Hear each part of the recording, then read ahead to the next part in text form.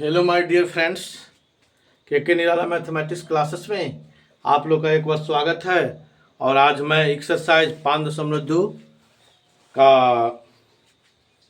हिसाब संख्या 9 पूर्व से व्हाइट बोर्ड पर लिख चुका हूँ। ये क्लास 10th का एनसीईआरटी है।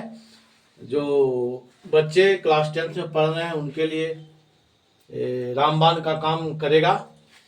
तो प्रश्न पहले से व्हाइट बोर्ड पर लिखा हुआ है। ये एक बार प्रश्न को मैं पढ़ दे रहा हूँ। यदि किसी एपी के तीसरे और 9वें पद क्रमशः 4 और -8 है तो इसका कौन सा पद शून्य होगा। तो हम लिख देते हैं पहले हल, ठीक है। अब लिख देते हैं दिया हुआ है कि दिया हुआ है कि क्या दिया हुआ है, तीसरे और 9वें पद। तीसरा मतलब T3 बराबर कितना है 4 और 9वें पद T9 बराबर कितना है -8। और इसका कौन सा पद निकालना है, कौन सा पद शून्य होगा, कौन सा पद शून्य होगा।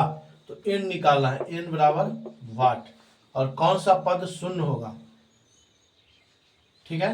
तो अब हम आगे चलते हैं, लिख देते हैं इसको पहले प्रश्न से, ठीक है।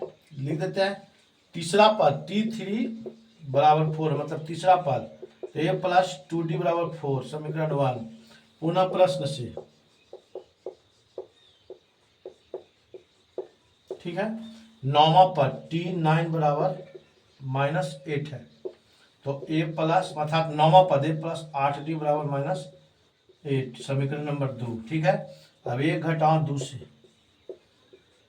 इसको विलोपन विधि, प्रतिस्थापन विधि, तुलनात्मक विधि, वज्रगुणन विधि या अनुपात विधि, अनुपात निर्णय विधि, ये पांचों में से आप कोई विधि के द्वारा हल कर सकते हैं, ठीक है।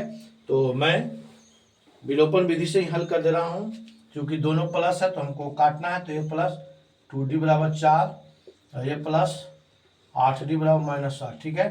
चिन्ह बदल देंगे, माइनस माइनस माइनस है तो प्लस कट गया, -6d बराबर हो गया 12। इधर आ जाते हैं, इसलिए d बराबर 12/-6, 6 दूनी 12, इसलिए d बराबर हो गया -2, ठीक है।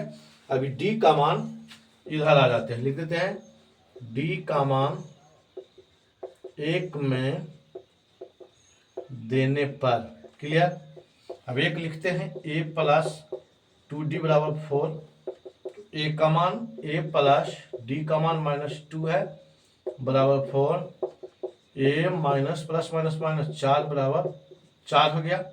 तो a बराबर हो गया 4 + 4, इसलिए a बराबर हो गया 8। अब कहता है कि कौन सा पद शून्य होगा। तो अर्थात Tn बराबर 0 है, तो इसलिए Tn बराबर होगा a + n - 1 × d।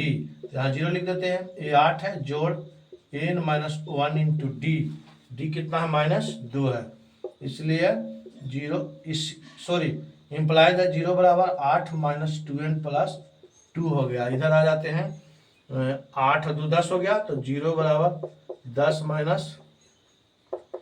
2n, तो -10 बराबर -2n, 2 × 5 = 10, इसलिए n बराबर 5, ठीक है। यहाँ पे इंप्लाइड डाल देते हैं, इसलिए कौन सा पद शून्य होगा, 5वां पद शून्य होगा, इसलिए 5वां पद शून्य होगा। यही आपका हो गया फाइनल आंसर। अगर ये वीडियो आप लोगों को पसंद है तो अपने मित्रों के पास शेयर करें, मेरे चैनल को सब्सक्राइब करें, लाइक करें।